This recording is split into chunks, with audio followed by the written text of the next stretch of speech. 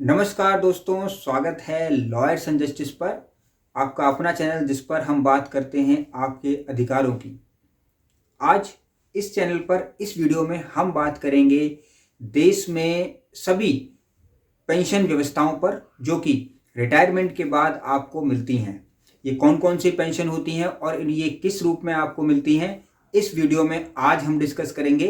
तो बने रहिएगा मेरे साथ इस वीडियो में अंत तक, ताकि आप जान सकें कि कौन सी पेंशन आपके लिए हितकारी है, लाभकारी है। तो आइए शुरू करते हैं।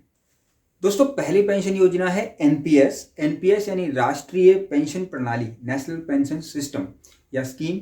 आप इस पेंशन एनपीएस से बहुत ही व्यापक रूप से जागरूक हैं। आप जानते हैं कि एनपीएस क्या है, बताने की ज़्यादा आवश्यकता नहीं है क्योंकि इंटरनेट पर इसके वीडियोस भरे पड़े हैं।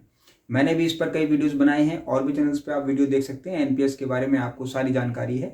मुद्दा ही देश में ये छिड़ा हुआ है कि ओपीएस लाओ, एनपीएस हटाओ, लेकिन फिर भी सरकार एनपीएस पर और यूपीएस पर जोर दे रही है। देखते हैं आगे क्या होता है। लेकिन एनपीएस के बारे में मैं थोड़ा सा, जो लोग व्यूअर नहीं देख रहे हैं, जो इस बारे में नहीं जानते हैं, मैं उनको थोड़ा सा जरूर बताना चाहूँगा। राष्ट्रीय पेंशन प्रणाली एनपीएस 1 जनवरी 2004 से स्टार्ट हुई थी। ओपीएस मिलता है और 1 जनवरी 2004 के बाद जिनकी भर्ती हुई उनको एनपीएस मिलता है। तो उसके अंदर एनपीएस में टीयर 1 टीयर 2 खाते होते हैं। आपकी ही सैलरी से कुछ परसेंटेज आपको उसमें कंट्रीब्यूट करना होता है और वो आपको बाद में पेंशन के रूप में दिया जाता है दोस्तों। तो ये है एनपीएस। एनपीएस के बारे में और जानकारी आप जानना चाहते हैं तो एनपीएस वर्सेस ओपीएस एक वीडियो है, वो आप देख सकते हैं। मैं लिंक डिस्क्रिप्शन में शो कर दूं। नेक्स्ट है दोस्तों अटल पेंशन योजना यानी एपीवाई, अटल पेंशन योजना। इसको ध्यान से समझिएगा। अटल पेंशन योजना असंगठित क्षेत्र के श्रमिकों पर केंद्रित एक पेंशन योजना है। इस योजना में 60 वर्ष की आयु प्राप्त करने के बाद लाभार्थी 1000 रुपये से 5000 रुपये तक पेंशन पाता है। अब इसके लिए क्या होता है, इसके अंदर एक इंपॉर्टेंट बात यह है कि अगर उसकी मृत्यु हो जाए तो लाभार्थी की मृत्यु पर पति या फिर पत्नी 50% मासिक पेंशन के लिए पात्र होते हैं। इसमें ये अटल पेंशन योजना होती है दोस्तों। उसके बाद है कर्मचारी पेंशन योजना ईपीएस।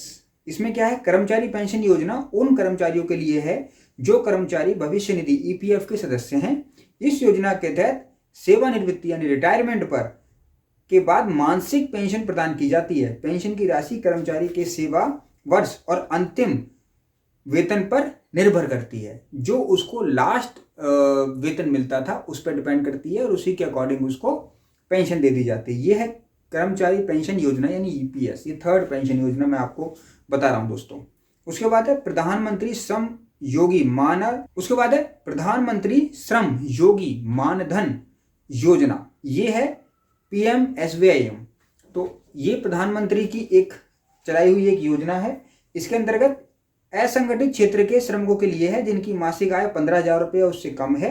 60 वर्ष की आयु प्राप्त करने के बाद लाभार्थी 3,000 रुपये से लेकर मिनिमम जो पेंशन है वो 3,000 और मैक्सिमम जो है वो डिपेंड करती है पेंशन पाने का हकदार होता है। इसमें लाभार्थी की अगर मृत्यु हो जाए तो पति या पत्नी को 50% वही मासिक पेंशन के लिए पात्र होता है। जैसे पहले हमने ईपीएस में बात की ना, अटल पेंशन योजना में जो बात की थी हमने, उसी तरीके से इसके अंदर भी लाभार्थी को ये सहूलियत दी जाती है दोस्तों। उसके बाद है एलआईसी पेंशन योजना। एलआईसी की भी एक पेंशन योजना है। उसमें एक क्या इंपॉर्टेंट पॉइंट है मैं आपको समझा देता हूं। एलआईसी का न्यू पेंशन प्लस है। इसमें एक यूनिट लिक्विड पेंशन योजना है जो निवेश और बीमा का संयोजन प्रदान करती है।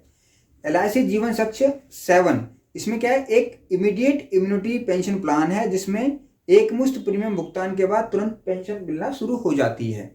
यानी ये सब चीजें एक्चुअल में मार्केट से रिलेटेड है कि जब कभी भी आप जितना पैसा लगाएंगे उसको ये मार्केट में इन्वेस्ट किया जाएगा और वहां से जो इनकम होगी वो आपको पेंशन के रूप में दे दी जाएगी। सिंपल फंडा इसका ये है। अब इसके आगे समझे तो नेक्स्ट है प्रधानमंत्री किसान मानधन योजना। ये भी एक पेंशन सिस्टम है। इसमें क्या है, यह योजना छोटे और सीमांत किसानों के लिए है। ध्यान दीजिएगा, ये किसके लिए है, किसानों के लिए योजना लाई गई जिसकी 18 वर्ष से 40 वर्ष के बीच में आयु होनी चाहिए। 60 वर्ष की आयु प्राप्त करने के बाद उनको 3,000 रुपये मासिक पेंशन प्रदान की जाती है दोस्तों। तो ये प्रधानमंत्री किसान मानधन योजना के अंतर्गत आता है। ये ध्यान दीजिएगा कि ये केवल किसानों के लिए ही है।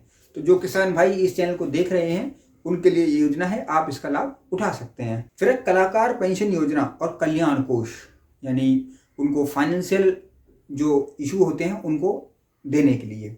यह योजना उन कलाकारों के लिए है जिन्होंने कला और साहित्य में महत्वपूर्ण योगदान दिया। पात्रता के लिए आवेदक की निजी आय 4,000 रुपये प्रति माह से अधिक नहीं होनी चाहिए। ये इसके अंदर एक कलाकार पेंशन योजना का एक अभिन्न अंग है। 4,000 रुपये से ऊपर उसकी इनकम नहीं होनी चाहिए मंथली, तब वो इस योजना में अप्लाई कर सकता है दोस्तों। तो ये वो योजनाएं हैं या फिर पेंशन सिस्टम्स हैं जो कि अभी करंट में चल रहे हैं, यानी जब आप रिटायर होते हैं तो इन पेंशन्स का लाभ आप उठा सकते हैं। बने रहिएगा मेरे साथ। और किसी विषय पर आपको वीडियो चाहिए तो आप मुझे कमेंट बॉक्स में जरूर कमेंट करके बताइएगा। किसी और जानकारी के लिए भी आप मुझसे संपर्क भी कर सकते हैं, कमेंट बॉक्स में लिखिएगा। मिलते हैं अगली वीडियो में। देखते रहिए लॉयर्स एंड जस्टिस। नमस्कार।